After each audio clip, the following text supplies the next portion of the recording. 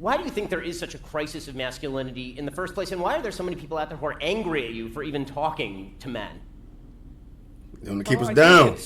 I think you could think about it as a consequence, in some sense, of the lack of a concept of original sin, oddly enough. I mean, people bear an existential burden, you know. It's an intrinsic part of life to, I suppose, to feel guilty in relationship to nature and to feel guilty in relationship to culture. You know, it's difficult for us to live in harmony with the natural world, and for the natural world to live in harmony with us, by the way. And none of us are all we could be on the social front. And one of the consequences, and so we have that sense intrinsically, you know, that there's a lack in us that needs to be redressed. And unfortunately, that can be weaponized, and has been.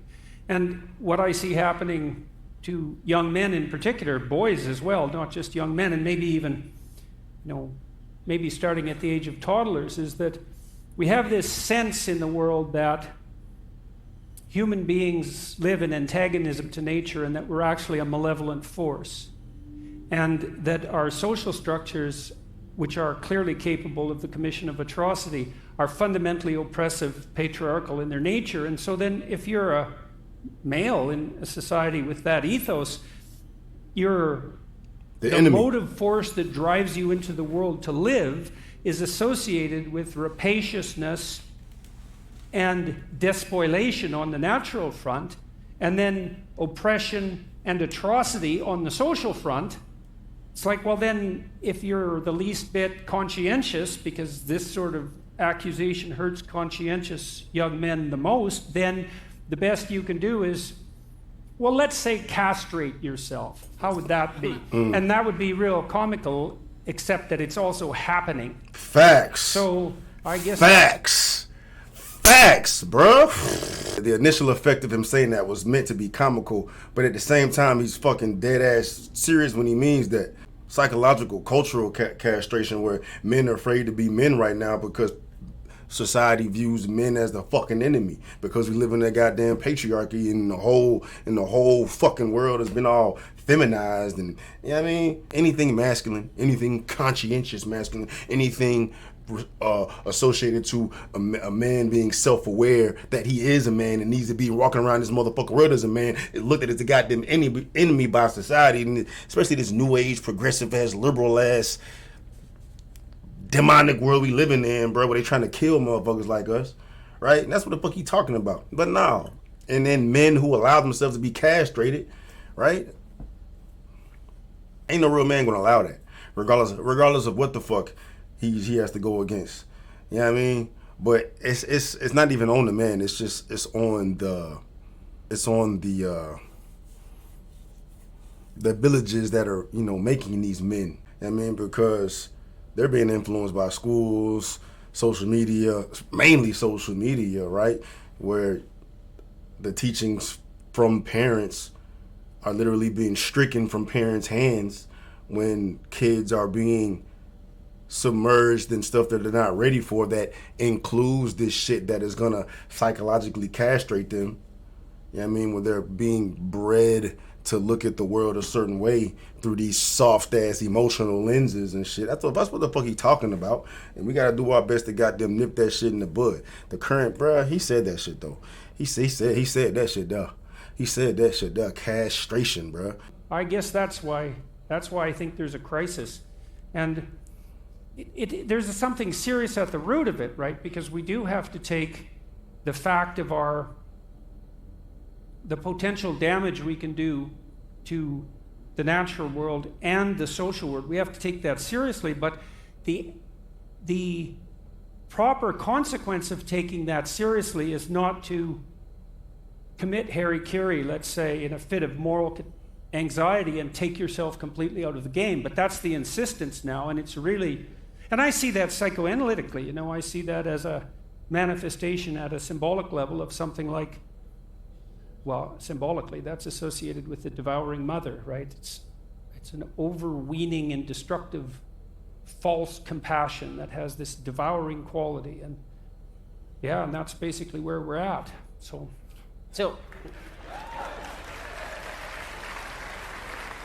You know, it's one of the things that's striking about the sort of hatred that you've gotten from so many is that you've literally been asked why you're even bothering to speak to men. I mean, there is this crisis of masculinity, right? That's crazy. That's crazy because motherfuckers out here really thinking it's a patriarchy, and they're like, oh my God, why the hell does Jordan Peterson feel the need to empower men? Why do men need to be empowered? Because motherfuckers, either you are that ignorant of the fact that men have never been lower socially, emotionally, spiritually, physically than they ever have been than they are today. Like, you're blind to it, or you're just trying to do your best to keep men over here and sustain the current emotionally driven society that we live in, right?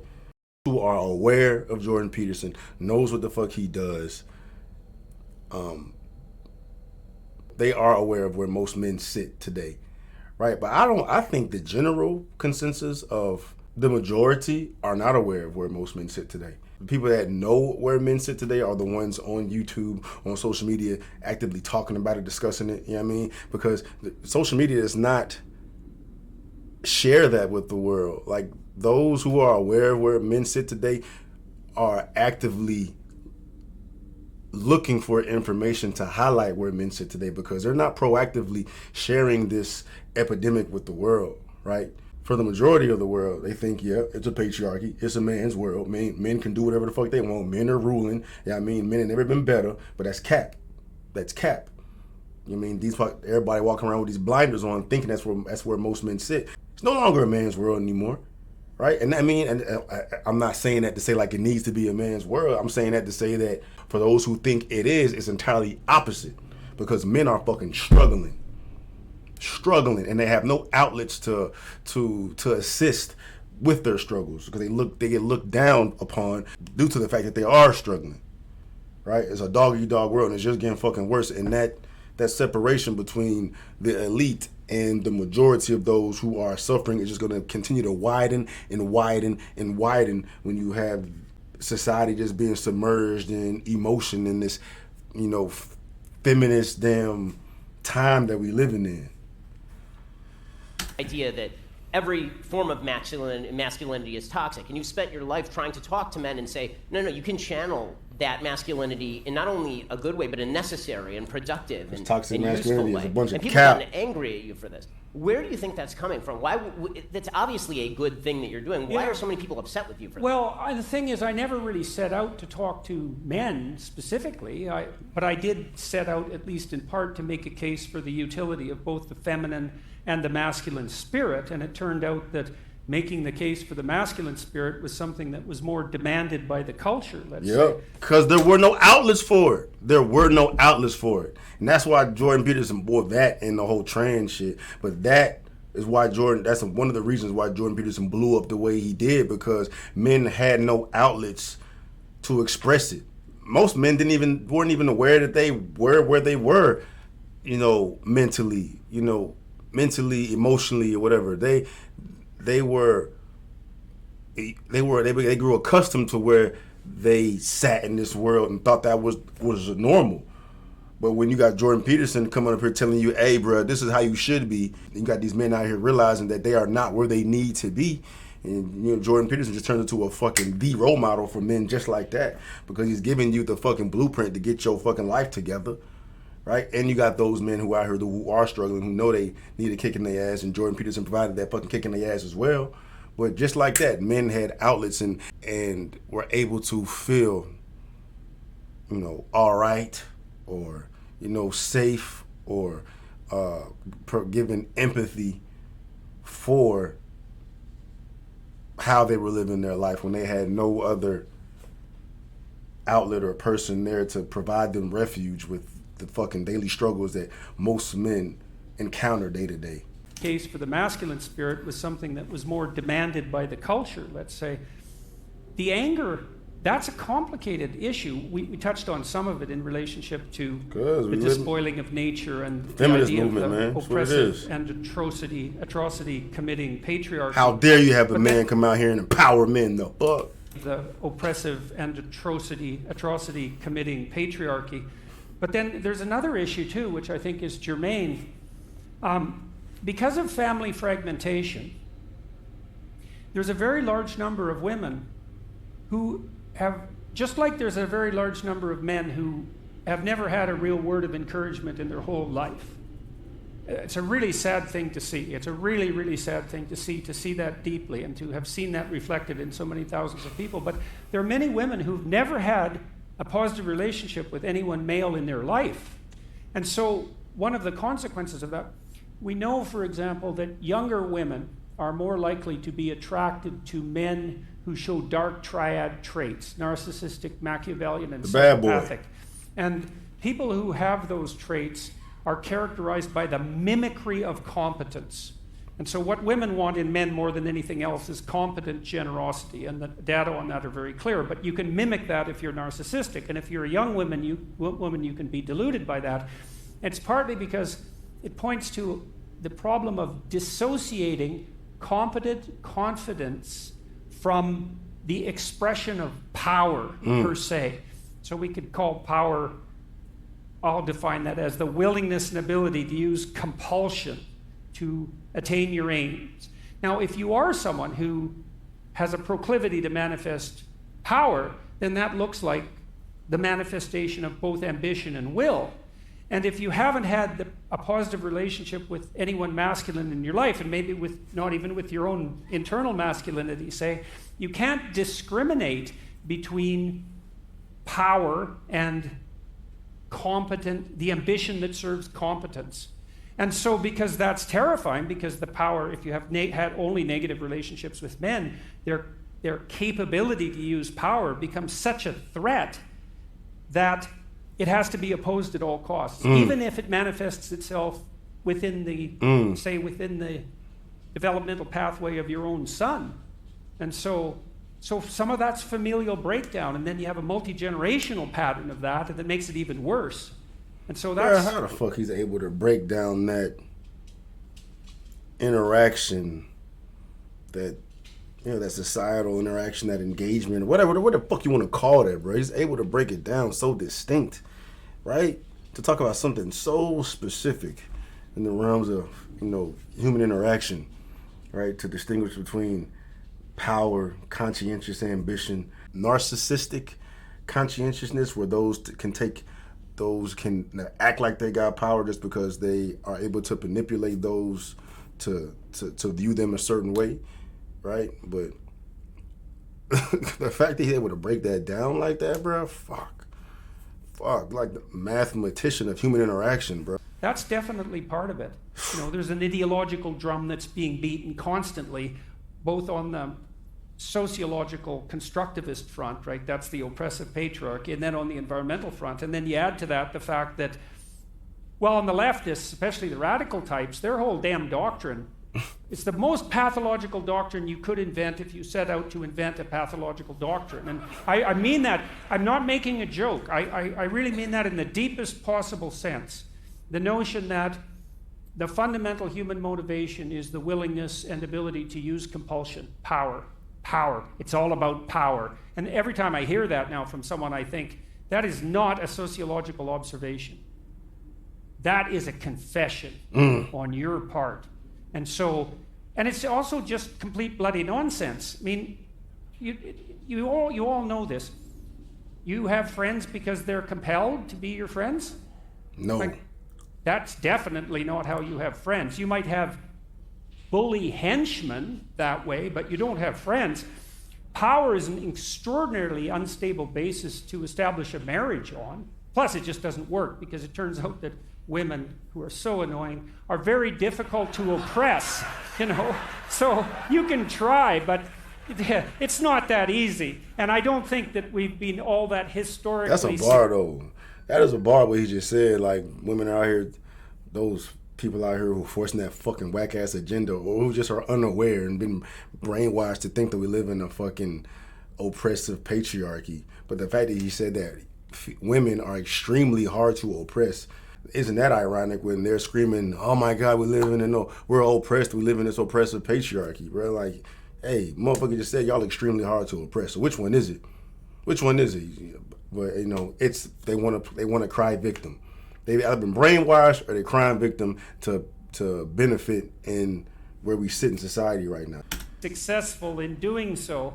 But it's also a preposterous proposition because the expression of power within an intimate relationship does not produce intimacy or a relationship.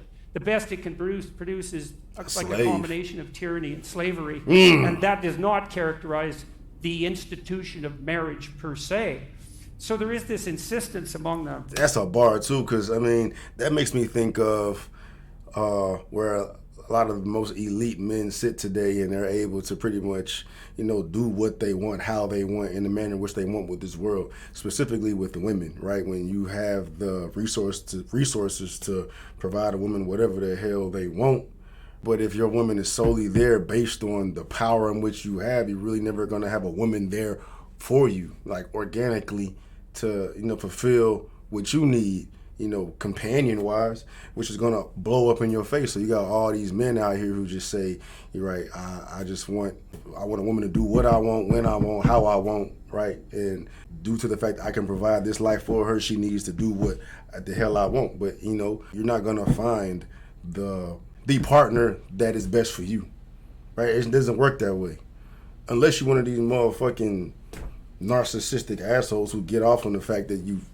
you treat your women like property, right? And we do have a lot of those, and that tends to happen with men who have power, right? They get delusional and think that this is how relationships are supposed to be, but you're never really gonna have somebody that's really gonna fuck with you, bro. Like it goes both ways.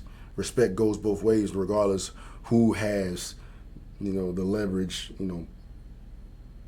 monetary wise. Long story short, I mean, that power trip shit, all it does is give you a slave. You're not going to get a fucking companion. Among the radicals, that power is the fundamental motivation, and then you think too. That's a bar though. Radicals' motivation is power.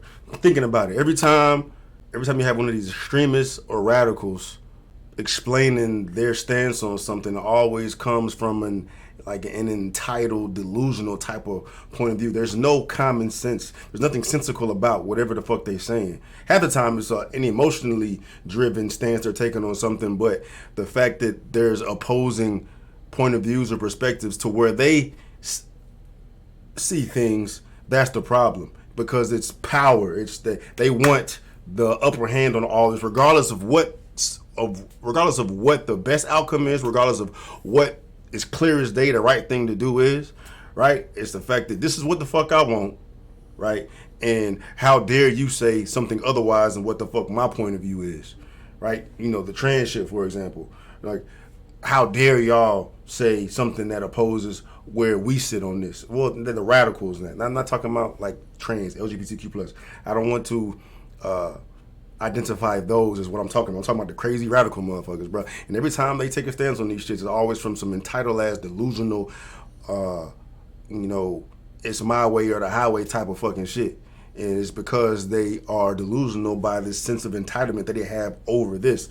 Like, it's my way or the fucking highway. If you don't get on my ship, then we coming at your ass. It's on some power shit. It's nothing, there's nothing humane or good about it. It's just, this is what the fuck I want. I'm gonna get it. This is what the fuck I want, and I'm gonna get it by any means necessary. Power. Okay, you're only motivated by power. That means that we can only get along if our interests align, because if you're motivated by power and I'm motivated by power and our interests don't align, and there's nothing else but power, then the only option I have is to turn you into an enemy and try to destroy you, because we can't engage in dialogue. Nope. That's dialogos. And the reason we can't engage in dialogue is because there's no logos. There's just power. Yep. So there's no such... This is why it's a good thing for conservatives to understand. You have to understand that the debate about free speech on campus, in the deepest sense, is not a debate about who should be allowed to speak freely. That's nothing. That's a trivial debate. You can even understand it in some sense. If I don't agree with you, maybe I don't want you to talk. But the debate is about something much deeper, which is whether or not the idea of free speech itself is just a mask developed essentially by Europeans to justify the oppressive patriarchy in the most devious possible way. And the answer the radicals have to that question is yes, that's exactly what it is. And so there's There's no free speech whatsoever. That's an illusion that's promulgated by people who are only trying to justify their claim to power. That's what the bloody argument is about. And so I just think all of that's, it's wrong in every way. It's wrong theologically, it's wrong psychologically, it's wrong scientifically. Even chimpanzees who have a patriarchal social structure, their social structures, if they are based on power, on compulsion, they're unstable, and the alpha chimps who use power are very likely to meet an extraordinarily brutal and premature end. So Frans de Waal, the Dutch primatologist, has detailed out this wonderfully. He's shown that even among our closest biological relatives, it's the ability to make peace and to engage in reciprocal interactions that constitutes the basis for a stable polity, even among chimps. And it's obviously the case that that's... But it makes sense, though. It makes sense. It makes all the sense in the world. But, you know,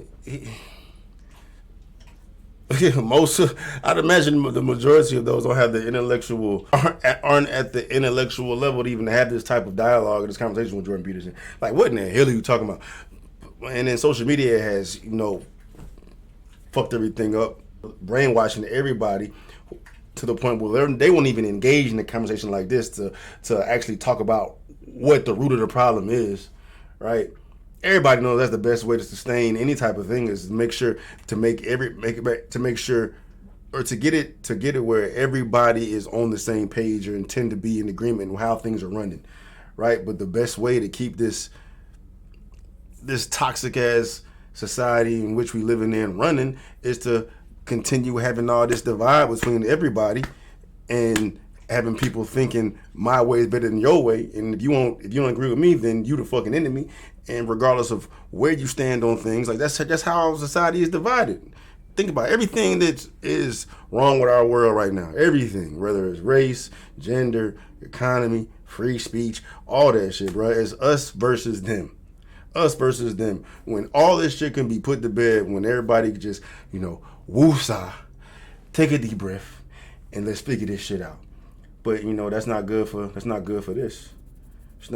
As long as you got this tension between everybody and everybody out here fighting, Big Brother getting paid on all this shit, bro. Getting paid on all this shit, dog.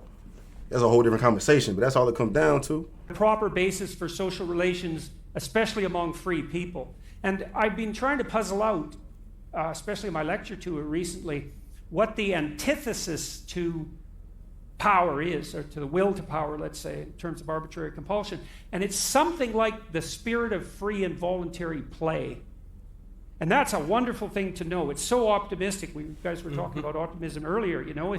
So imagine this, is that if you structure your relations optimally, and I mean optimally, with yourself, with your intimate partner, with your family, with your community, the highest level of attainment of that structuring is the manifestation of the spirit of voluntary play. And that's so lovely because there's nothing better than playing fundamentally. And you know, human beings and other mammals as well also have a biological circuit that mediates play. That was discovered by a man named Jaak Panksepp, and he showed that play is unbelievably important to the development of children for a variety of complicated reasons, partly because they're practicing to be competent adults, but also that it can be suppressed by almost any other emotion or motivation. So your kids can't really play if they're hungry or tired or wet or upset. The same would apply within your relationship. If there's stresses and tensions, the play disappears. But if you optimize the relationship and the circumstance, then the spirit of play can manifest itself. And I would also say that's also the fundamental purpose of fathers in some sense, is to imagine that paradise, that's a walled garden. That's what paradise means. So it's walls, structure, and then the garden inside is nature, and a nature that's tended. The masculine role in child rearing is something like the erection of the walls so that play can manifest itself within the walls. And that's a real good combination. Hey, bro, I can listen to this motherfucker talk all day, bro. Real shit. Real shit, bro. That's hard. I never knew that. So that play can manifest itself within the walls.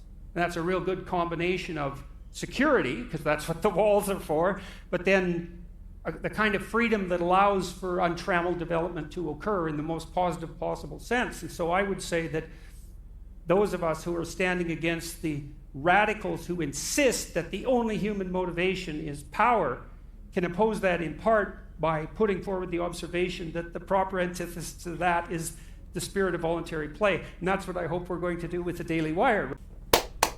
That's tough. That was tough. That was tough, bro. Hey, I'm glad that was dope ass pickup. Daily Wire picking up JP, man. JP the goat out this bitch, bro.